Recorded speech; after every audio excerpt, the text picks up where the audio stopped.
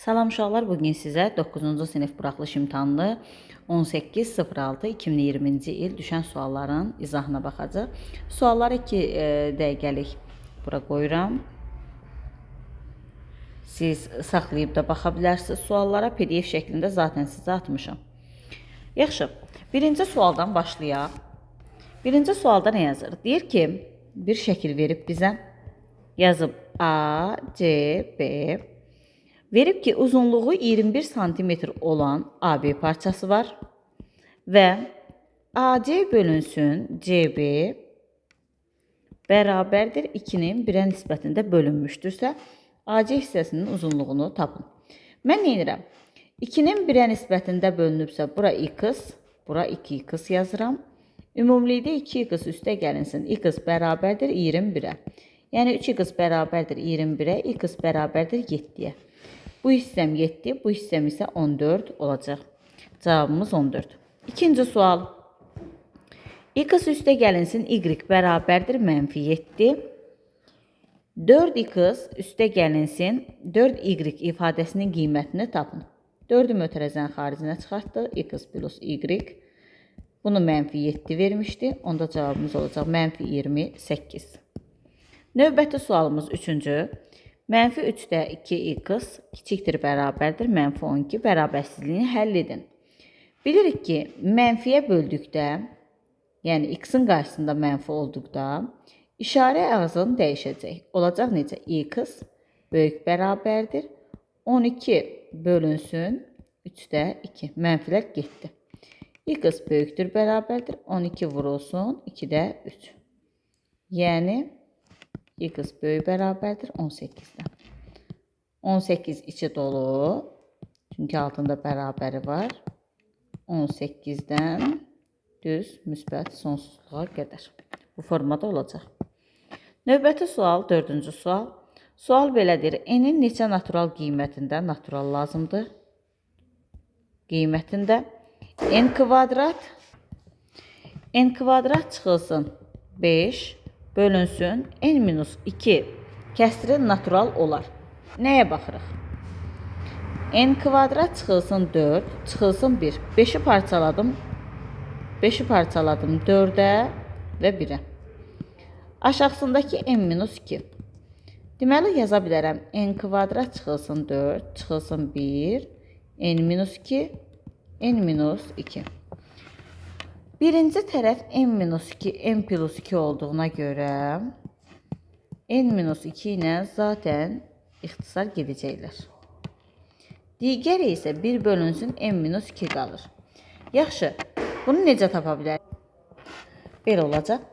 Deməli, biz tam ədəd almaq üçün ya n-2-ni 1-ə bərabər eləməli, ya da n-2-ni -1-ə bərabər eləməlirik. Burada 3 alınacaq, burada isə müsbət 1 alınacaq. Gəlin misalda qoyaq yerinə, görək hansında cavabımız həqiqətən də natural eləyəcək. 3-ü qoyduq yerdə 9 minus 5 bölünsün 3 minus 2, yəni 1. Gördük ki, natural elədi. İkinci qiyməti qoyuruq yerinə, yəni 1-i qoyuruq. 1 çıxılsın 5 bölünsün 1 çıxılsın 2. O deyəcək -4 bölünsün -1. Yenə natural qiymət etdi. Yəni 2 qiyməti də doğrudur. Neçə qiymətində? 2 qiymətində. Növbəti sualımız, məxrəci 18 olan neçə düzgün kəsir bildik ki, x kiçikdir 18 olmalıdır. Düzgün kəsirlərdən təsadüfən birinin ixtisar olunmayan kəsir olma ehtimalı. P bərabərdir, yəni ki, ehtimal bərabərdir. Əlverişli halların sayının mümkün halların sayına nisbəti. Mənim 18-də halım var. Daha doğrusu 18 yox, 17-də halım var. Çünki birdən 18-də 18 olsa düzgün olmayan olacaq. 18-dən kiçik 17 dənə ədədim var.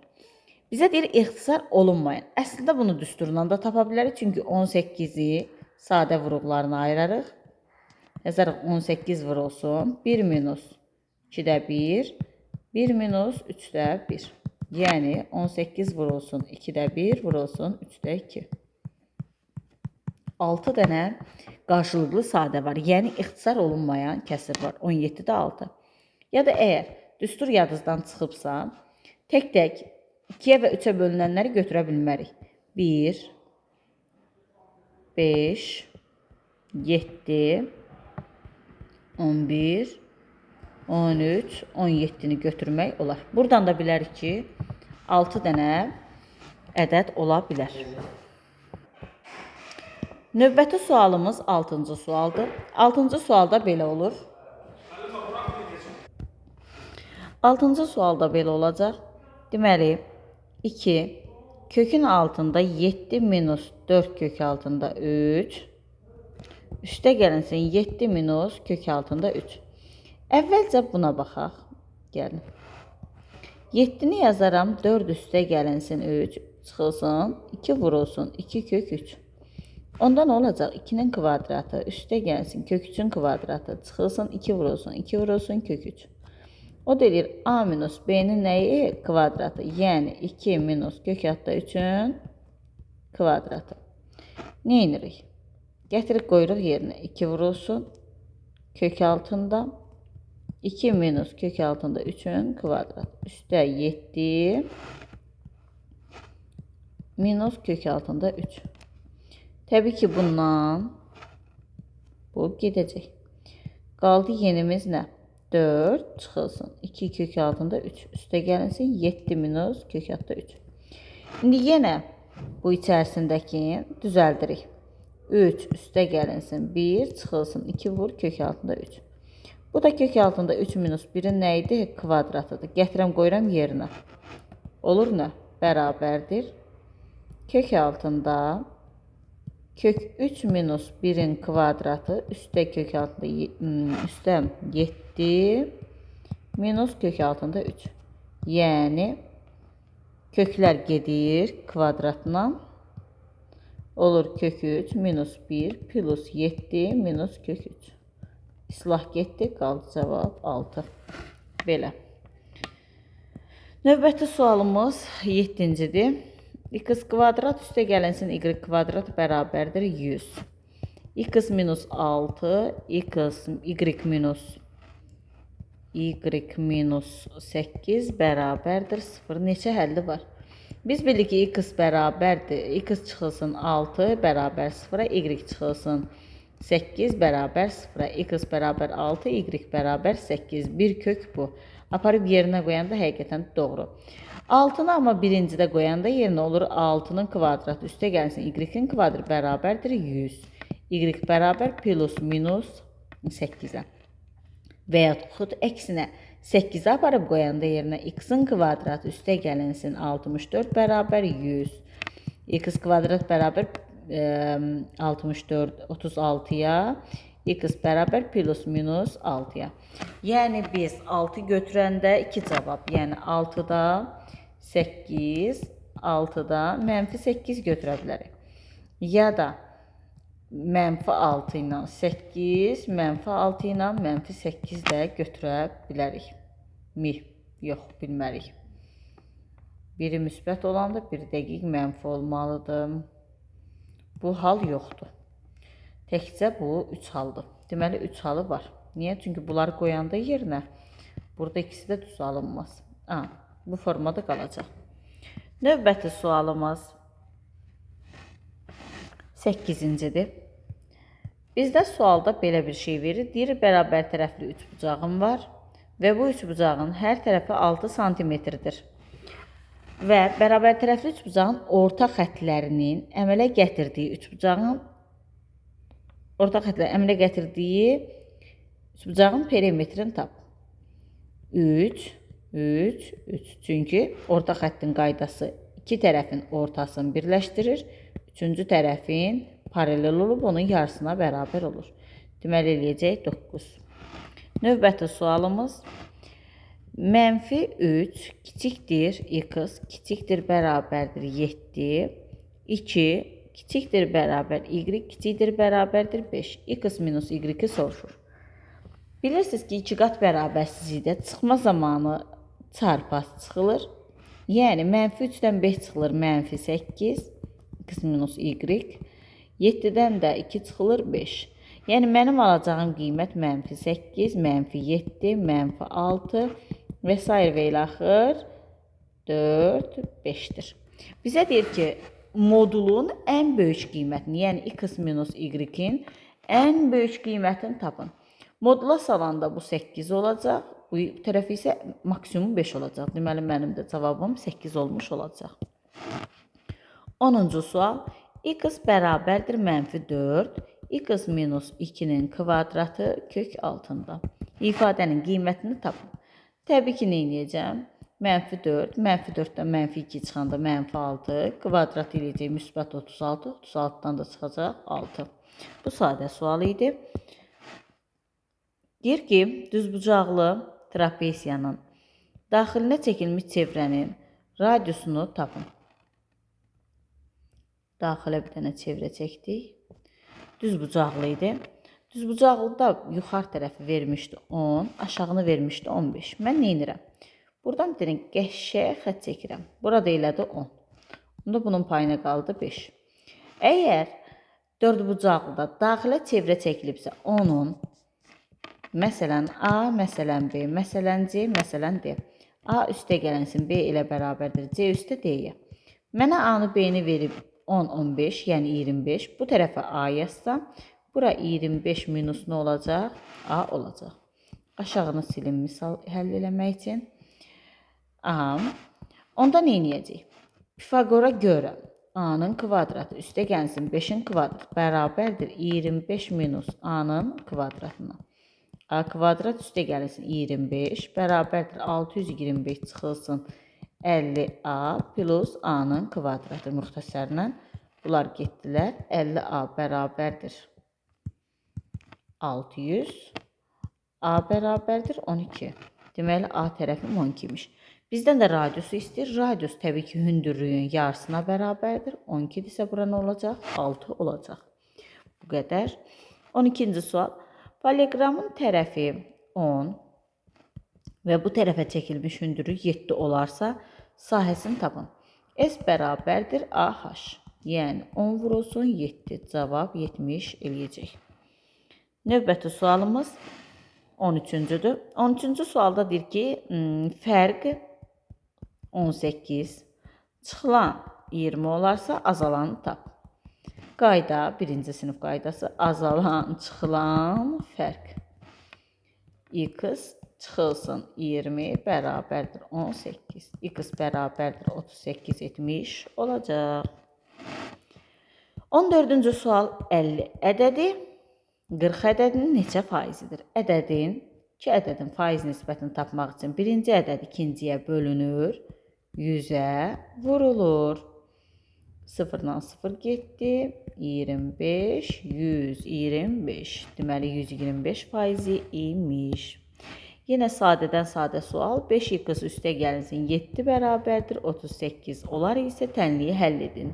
5x bərabər 31, x bərabərdir 31 bölmək 5. Təbii ki, 6,2, amma tutaq ki, həll eləyək. 31 qaldı, vergülü qoyduq. Onun içində neçə dəfədir? 2. 6,2. Bu da onluq kəsiri bölə bilmiyor. Yenə ən sadə suallardan düzbucaq verir. Deyir, düzbucağın yarısı neçədir? Düzbucaq 90 dərəcədir, yarısı da 45 dərəcə etmiş olacaq. Şunlar sizə ola bilər ki, haçansa tamamlayıcı bucağı soruşsun. Tamamlayıcı bucağı da 90 dərəcəyə tamamlayan bucağa deyirlər. Birdən də yəni məlumatdır vermək istədim. 17-ci sualda 40, 80 və 32. Deyir, hesablayın, əkobu verir. 40-ı sadə vuruqlarına ayıram. 2, 2, 2, 5. 80-i sadə vuruqlarına ayıram. 2, 2, 2, 2, 5. 32-ni sadə vuruqlarına ayıraq. 2, 2, 2, 2, 2, yox, 5 yoxdur burada. 2. Deyir ki, əkobda. Əkob çox olandır. 1, 2, 3, 4, 5. Burada 4 dənə, burada da 3 dənə. Deməli, mən 5 dənə götürəcəm. 32 vurulsun. Bir dənə də 5'im var. 32 vurulsun 5. Yəni 160 etmiş olacaq. Belə 18 bizə verib -5 modulda üstə gəlinsin -7 modulda çıxılsın 9. Moduldan bilirsiniz mənfi çıxmaz. 5 üstə gəlinsin 7 çıxılsın 9. 12-dən də 9-u çıxanda eləyir neçə? 3. Bu da sadə sual idi. Növbəti 19-cu sual. Üçbucağın xarici bucaqları deyir 3, 4, 5 nisbətində bölünmüşdür. Okey. Yəni 3K üstə gəlsin 4K üstə gəlinsin 5K bərabərdir neçəyə? 360-a. O da eləyəcək 12K bərabərdir 360, K bərabərdir neçə? 30. Deməli, bunun xarici bucaqlarından biri 90-dır. Biri 120-dir. Biri də 150-dir. Deməli, bu da 30. Hər birinin daxilində tapın. Ən böyük daxili bucağı tapın, təbii ki, 90 dərəcə. Növbəti sual.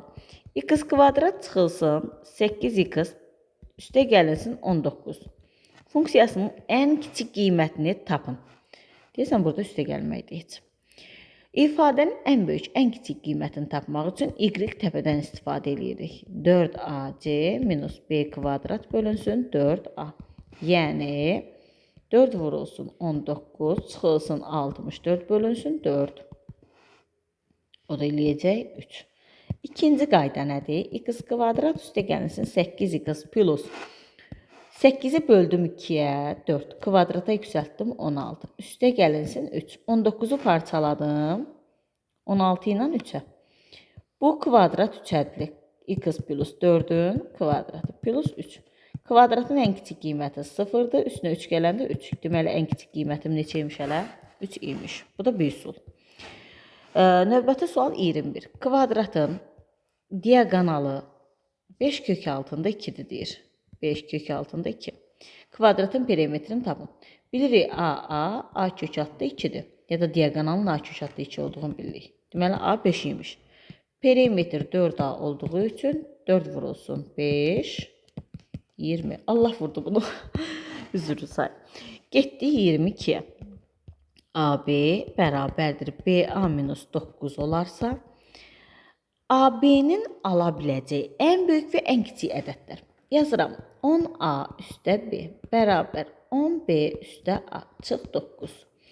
Yəni 10B-dən çıxanda B-ni 9B.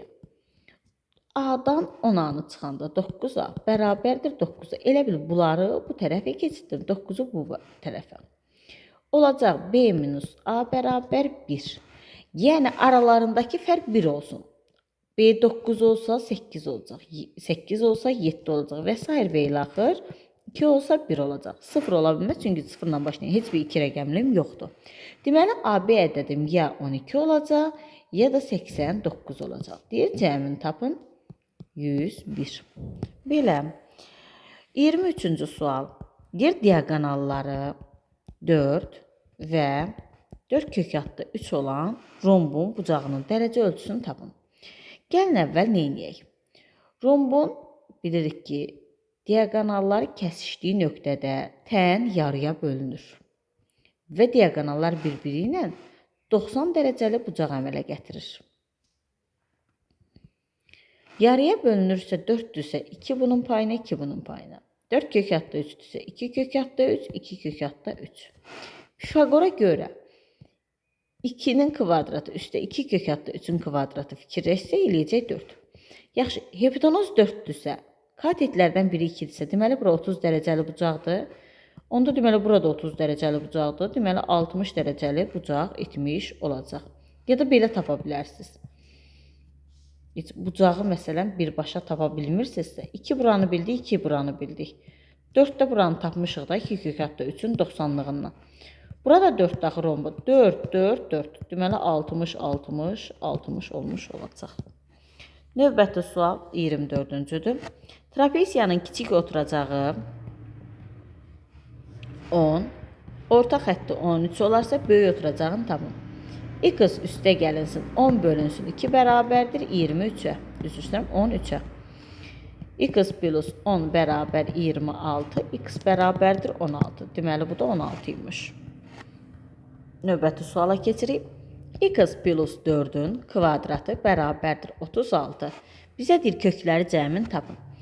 Əslində bunu oturub kvadratı açıb da eləmək olar. Müxtəsər vurma düsturu kimi. Belə də getmək olar. Cəmi də -8 etmiş oldu. Növbəti sual. Bərabər yanlı üçbucaqda perimetr 40-dır. Oturacaq isə 18-dir. Bərabər yanlı dediyinə görə 2A üstə 18 bərabərdir 40-a. 2A bərabərdir 22, A bərabərdir 11-ə. Deməli 11, 11 etmiş olacaq. 27-ci sual. Bizə bir dənə üçbucaq verib. Buradan M-in orta xəttin verib. Və deyir ki, bütöv S, ABC, A buradır, B buradır, C buradır, M-in də buradır. Və orta xətt olduğunu deyir. ABC 60 cm kvadratdır. Buranı tapın. Yaxşı uşaqlar, nə deyə bilərik? Orta xətt S, bütöv isə bura 3S, bütöv isə 4S olur. Deməli 4S'imiz 60-dırsa, S'imiz olacaq neçə? 15. Bu da oxşarlığa görə də tərəf bu x-dır, bütöv 2x-dırsa, tərəf isə nə qədər? 4 dəfə fərqlənirdi. 28-də bir dənə bizə çevrə verib, bu xətti verib, mərkəz olduğunu deyir və buranı 80 verib. Biraz maraqsız olsa da 80-i verib. Amma 80-dir tutaq. Bilirik ki, mərkəzi bucaq söykəndiyi qövsə bərabərdir. Daxili bucaq isə onun yarısına. 40, vəsə, bitdi. Növbəti sualımız 29-cudur. Mərkəzi 1-5 olan A nöqtəsi -3, 4 olan nöqtələrdən keçən çevrənin tənliyi yaz. Uşaqlar, mərkəzim M nöqtəsidir. Və tutaq ki, bu A nöqtəsindən keçmişəm. Deməli, bunlar arasındakı məsafəm radius olacaq. Gəlin əvvəl radiusu tapaq. Məsafə düsturu x2 çıxmaq x1-in kvadratı üstə y2 çıxmaq y1-in kvadratı. Yəni, -3 çıxılsın 1-in kvadratı üstə gəlsin. 4 çıxılsın 5-in kvadratı. O da olacaq 4-ün kvadratı 16, 1-in kvadratı 1. Yəni, kök altında 17. Bu bizim radiusumuzdur. Düstur da nə idi? X minus x0-ın kvadratı üstə gəlsin. Y minus y0-ın kvadratı bərabərdir r-in kvadratı. Onu da yazırıq qəşək-qəşək. X minus mərkəzim nə idi? 1. Y minus 5-in kvadratı bərabərdir.